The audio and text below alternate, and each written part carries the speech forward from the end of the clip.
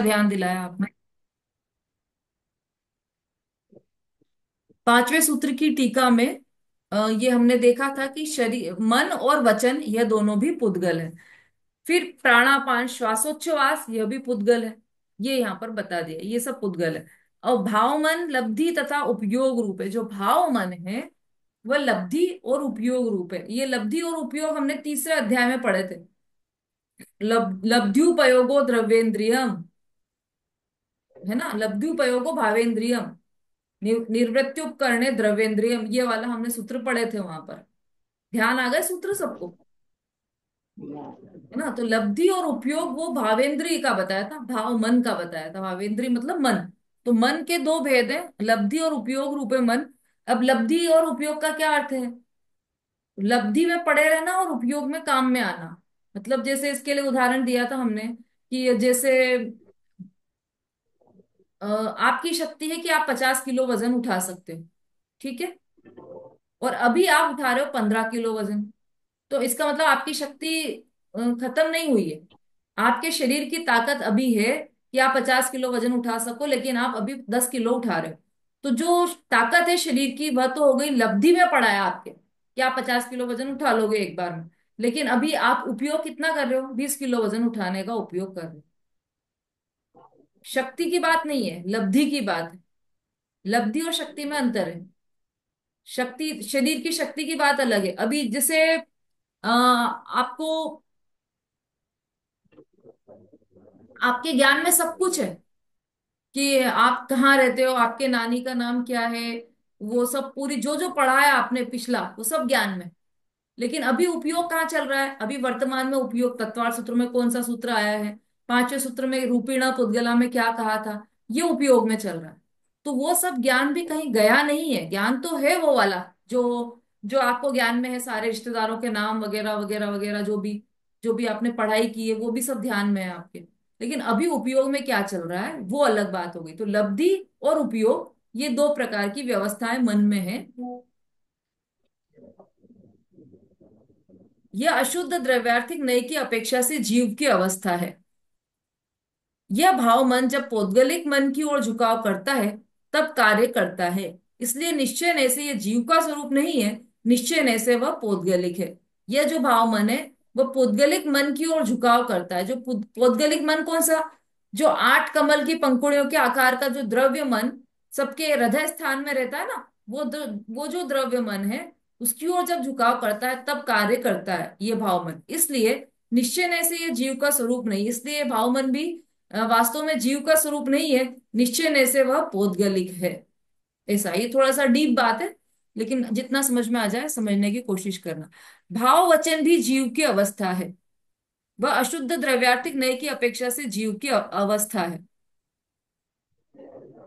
उनके कार्य में पुद्गल का निमित्त होता है, इसलिए निश्चय न से वह जीव की अवस्था नहीं है।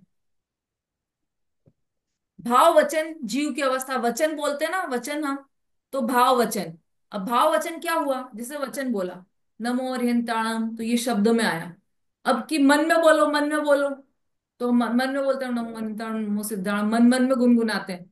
वो वो भाव वचन है, वह जीव की अवस्था है। वह अशुद्ध द्रव्यार्थिक नय की अपेक्षा से जीव की अवस्था है। अब ये नए आपको पढ़ना पड़ेंगे। इसके लिए नए, अशुद्ध द्रव्यार्थिक नय, शुद्ध द्रव्यार्थिक नय, उपचरित असद्भुत व्यवहार नय, अनुपचरित सद्भुत व्यवहार नय, ऐसे बहुत सारे नय हैं। वो एक अलग प्रकरण है।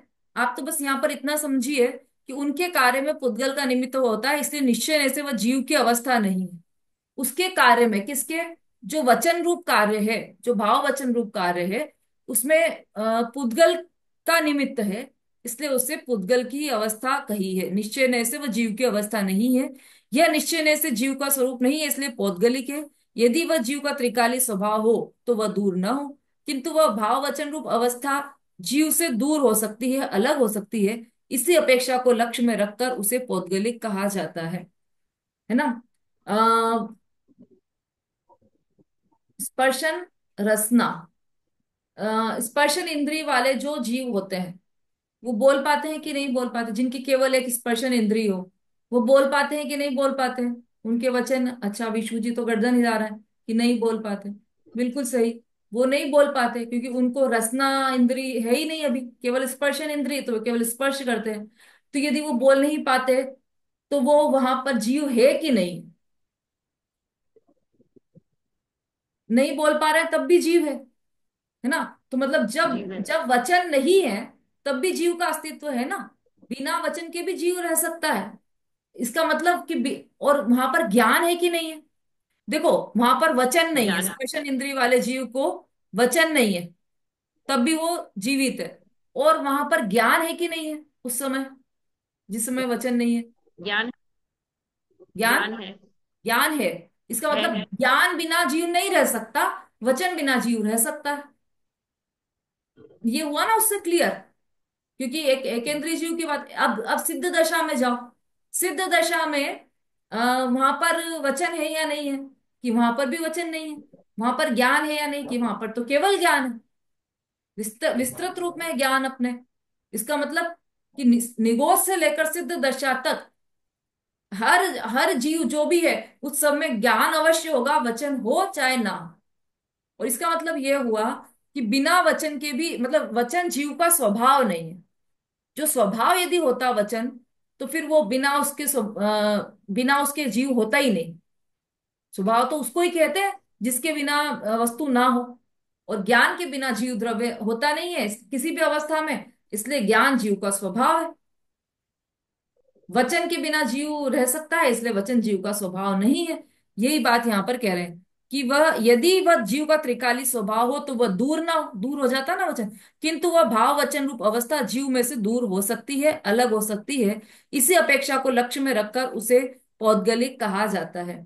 अब इन्होंने यहाँ पर भाव वचन और भाव मन को भी ले लिया है कि ये दोनों भी पौद्गलिक है ना। और ऊपर तो स्पष्ट रूप से शरीर, मन, वचन और श्वासोच्छ्वास, इन चारों को पुद्गल का उपकार कहा है। पुद्गल का उपकार किसके प्रति? जीव का उपकार, जीव के प्रति। जीव जब तक संसार अवस्था में है तब तक निमित्त रूप में उसके साथ यह पुद्गल रहते हैं। शरीर, मन, वचन और श्वासोच्छ्वास, ये निमित्त रूप में सदैव उपस्थित होते हैं संसारी जीव के। भाव मन संबंधी अध्याय 2 सूत्र 11 की टीका पढ़े। ये हमने पढ़ा था, वही जो हम बात कर रहे थे, लब्धि उपयोगो भावेंद्रियम। वहां जीव की विशुद्धि को भाव मन कहा है, सो वह अशुद्ध द्रव्यार्थिक नय की दृष्टि से कहा है, ऐसा समझना।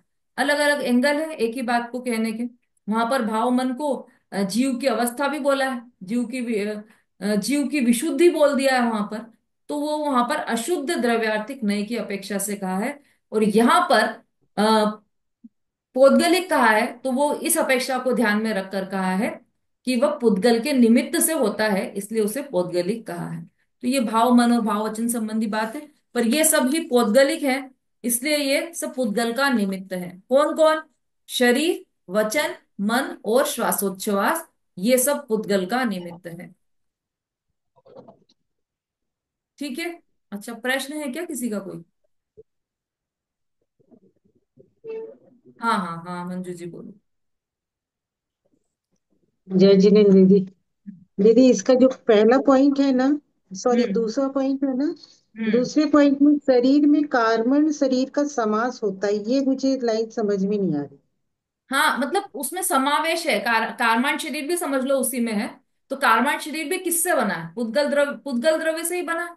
जो कर्म है, कर्मों का समूह कारमान, कर्मों के समूह को वर्गणा, कर्म वर्गणा कहा है, और उससे कारमान शरीर बना है। तो वह भी पुद्गल द्रव्य का ही निमित्त है। इसमें दोनों ही शरीर समझ लेना, कारमान शरीर भी समझ लेना, औदारिक शरीर भी समझ लेना, वैक्रियक शरीर भी समझ लेना, सब प्रकार के शरीर समझ लेना। ये सभी पुद्गल द्रव्य का ही उपकार। ठीक है, और किसी का कोई प्रश्न? हाँ, मनी जी बोले।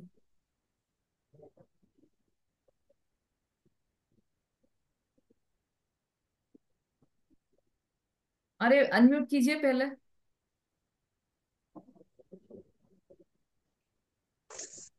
जय जिनेन्द्र दीदी। ये भावमन वाला जो है ना तीसरा पॉइंट है, भावमन लब्धि तथा जो उपयोग रूप है, तो मतलब ये भावमन कैसे लब्धि उपयोग रूप कैसे हुआ ये भावमन? हम्म। भावमन से क्या तात्पर्य है मतलब? हाँ, भाव मन से तात्पर्य यह है, ये देखो मन दो प्रकार का है। द्रव्य मन तो समझ गए आप, 8 कमल की पंखुड़ियों का आकार का हृदय स्थान में जो रहता है वह द्रव्यमान है, वो पुद्गल का है, वो पुद्गल रूप है पूरा है। अब भावमन क्या हुआ कि जो लब्धि और उपयोग रूप है वह भावमन है। लब्ध्युपयोगो भावेंद्रियम ऐसा कहा है ना वहां पर। तो लब्धि और उपयोग रूप क्या है, तो जो ज्ञान है वह लब्धि और उपयोग ज्ञान। रूप है। लब्धि रूप भी है और उपयोग रूप भी है। वर्तमान का जो ज्ञान है वह लब्धि रूप भी है हम्म। और उपयोग रूप भी। शक्ति की बात नहीं है, शक्ति तो केवल ज्ञान रूप है। आत्मा की शक्ति तो केवल ज्ञान रूप है। मतलब आत्मा में इतनी केवल। शक्ति कि वो केवल ज्ञान प्रकट कर सके, तीनों लोकों और तीनों कालों को एक साथ युगपत एक समय में जान सके, इतनी शक्ति है। हम्म। उस शक्ति की बात नहीं।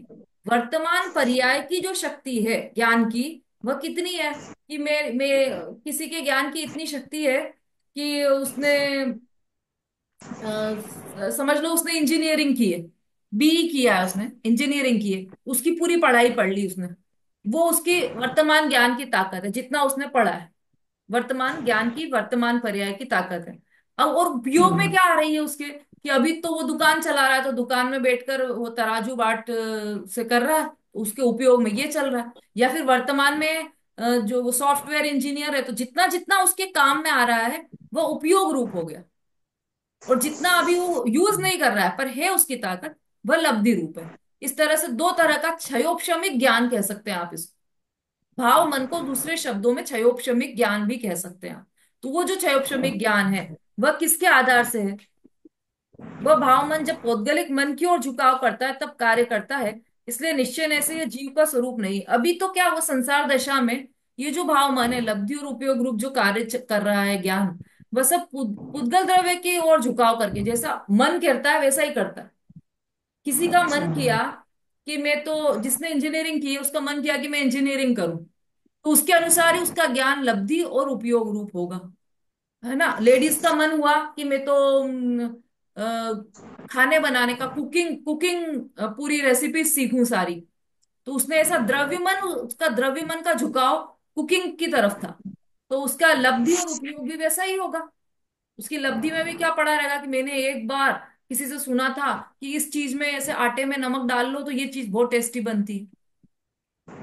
तो लब्धि में पड़ा है। और उपयोग में कि वर्तमान में आप क्या बना रहे हो, कि मैं तो केक बना रही हूँ आज, तो वो कैसे आप उस ज्ञान का उपयोग करें। तो सारा ये जो ज्ञान है ना लब्धि और उपयोग वाला, वह द्रव्य मन की झुकाव की के अनुसार चल रहा है। द्रव्य मन के अच्छा। अनुसार चल रहा है क्योंकि झुकाव उस तरफ है अभी, इसलिए उसको पौद्गलिक कहा है। तो वह ज्ञान की पर्याय, क्षयोपशमिक ज्ञान तो ज्ञान की पर्याय है वास्तव में देखा जाए तो। लेकिन उसको हम्म। पौद्गलिक क्यों कहा, क्योंकि वो देखो इसी में लिखा है स्पष्ट, यह भावमन जब पौद्गलिक मन की ओर झुकाव करता है तब कार्य करता है। इसलिए निश्चय न से यह जीव का स्वरूप नहीं है, निश्चय न से वह पौद्गलिक है, क्योंकि अभी उसका झुकाव उस ओर हो रहा है, इसलिए उसको द्रव्यमान। ठीक है। हम्म। हाँ, और किसी का कोई प्रश्न है। चलिए, तो समय भी हो गया है हमारा।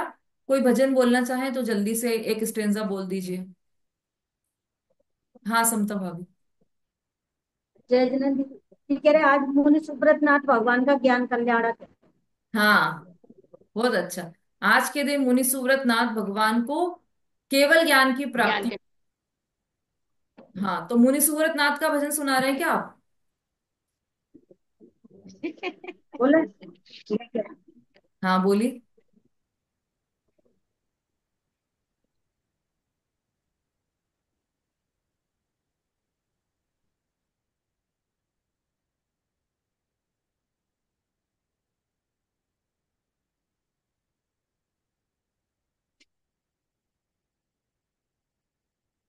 जैसे मुनि सुव्रत नाथ भगवान का कल जन्म और तब कल्याणक भी है ना। तो कल भी आप सुना सकते हैं। हाँ, सुलेखा जी कुछ कहना चाह रहे हैं। सुना है, दीदी सुना है वो ऐसे ही थोड़ा। जिनवाणी से बोल रही थी। अच्छा, तो आप समता जी कल लीजिएगा, आज सुलेखा जी जिनवाणी स्तुति, कल भी मुनि सुव्रत नाथ हाँ, भगवान। हाँ, बोलिए सुलेखा जी।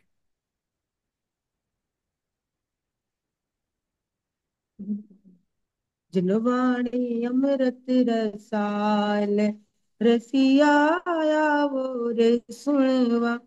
जिनवाणी अमृत रसाल, रसिया वो रे सुनवा, छह द्रव्यों का ज्ञान करावे, नौ तत्वों का रहस्य बतावे, आत्म प्रभु है महान।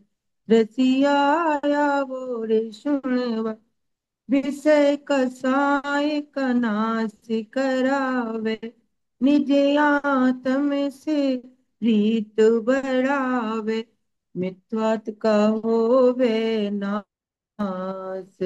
रसिया बोर सुन, जुनवाणी अमृत रसाल, रसिया बोर सुनवा, अनेकांतमय धर्म बतावे, स्वाद बाद सली कतन में आवे, भव सागर से होवे पार। रसिया बोर सुनवा, जुनवाणी अमृत रसाल, रसिया बोर सुनवा, जो जिन वाणी सुने हर सावे, निश्चय से वो भव कहावे, दिगंबर धर्म महान। रसिया बोर सुनवा, जिनवाणी अमृत रसाल, रसिया बोर सुनवा, रावाणी के ज्ञान से सूझे लो कालो, सुवाणी मस्तक नमो सदा दे तुम दो।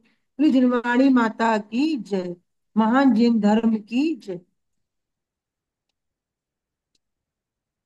आचार्य उमा स्वामी की जय हो। जय। पादुशाही शिरोमणि माता सभी की को जय जय जय जय जय जय दीदी, सभी को जय सभी को जय जय सभी को, सभी को सभी जय को जय। सर के हाथ में ये आप तो बोल।